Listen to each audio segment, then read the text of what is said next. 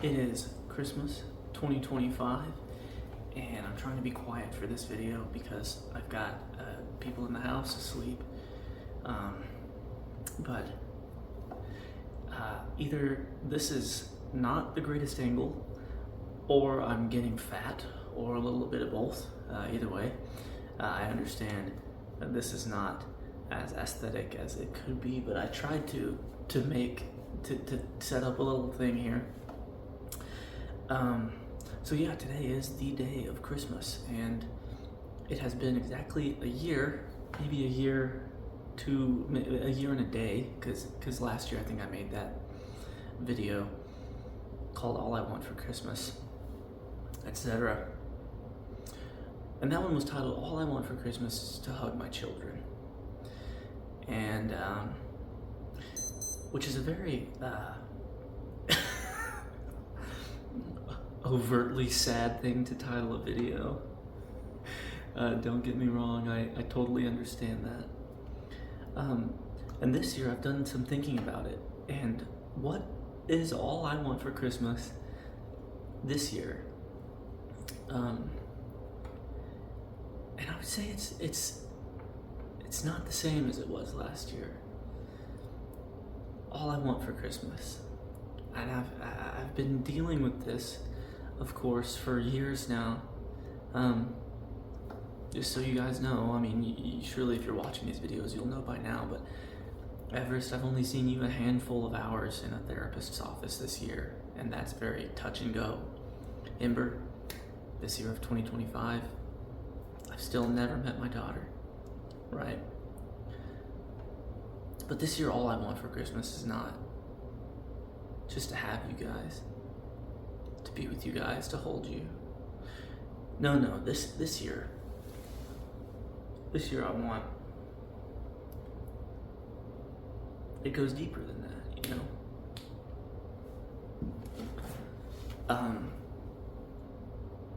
I'm coming up on 5 years since my dad died, here on the front porch right outside there. And when I went to clean up his house, clean it out, get all this stuff out, because it was a house he was renting, there on his bedroom wall, pasted on the wall, was just this little card that had this verse from 3 John, and it was 3 John 4. It said, "I have no greater joy than this, to hear that my children are walking in the truth." I have no greater joy than this, than to hear that my children are walking in the truth.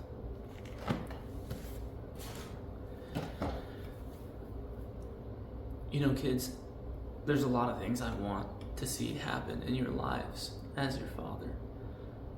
Of course, I'd like to see you be successful. I'd like to see you be in,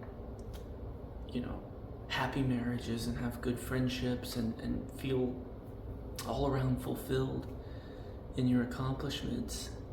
But more than all of that, what I want to see is evidence, a clarity that you know God and that you love Him. Speaking of my dad, my dad was poor, absolutely poor. Abject poverty, as some might say. But at the same time, he was the most fulfilled person I've ever known, because he had peace in God. He knew Jesus. He loved Him. And so, do I hope that you are financially stable? Do I hope that you never have some tragedy happen that's just too terrible to deal with, like what I'm going through? Yes, but even more than that, even so much more to it, more than that all these other things are nearly negligible. Even my relationship with you as you grow up, as bad as I want that, as bad as I would love to hold you for Christmas, to see you open your presents on Christmas morning, to be in your lives, even more than that, what I want is to know that my children are walking in the truth and that they love God. Guys, I want you to go to college. I want you to be successful. I want you to be able to provide for yourselves and for your families. I want you to be put together people and not have any attachment issues. I want you to excel in the things you set your mind to.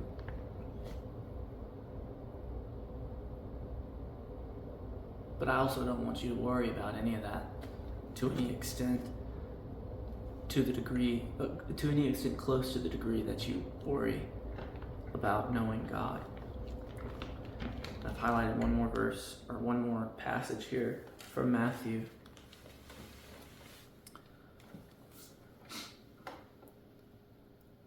And which of you by being anxious, Jesus is saying this, and which of you by being anxious, it's Matthew 6, verses 27 through 34.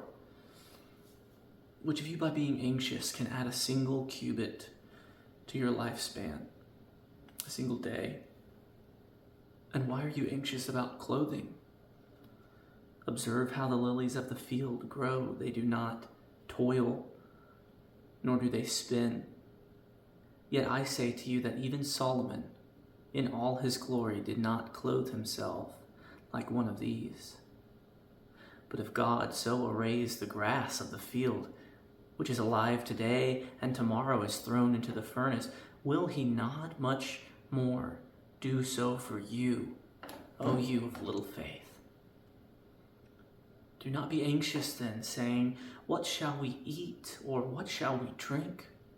Or with what shall we clothe ourselves? For all these things the Gentiles eagerly seek. For your heavenly Father knows that you need all these things. But seek first his kingdom and his righteousness, and all these things will be added to you.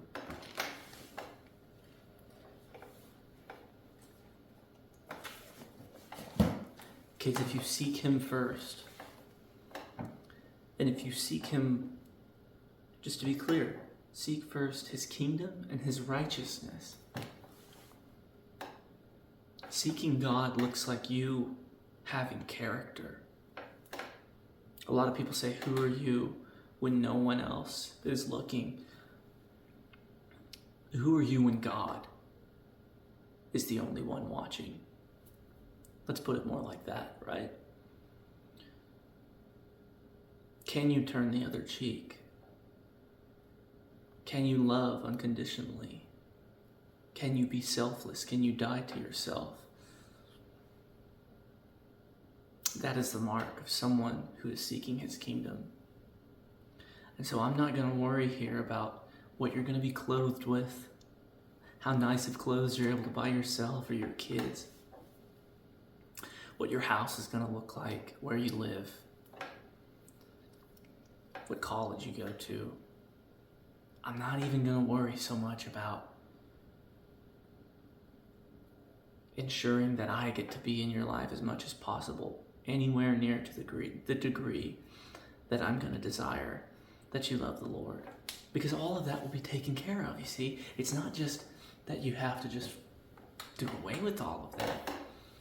Everything will fall into place if you seek his kingdom and his righteousness. So on this Christmas,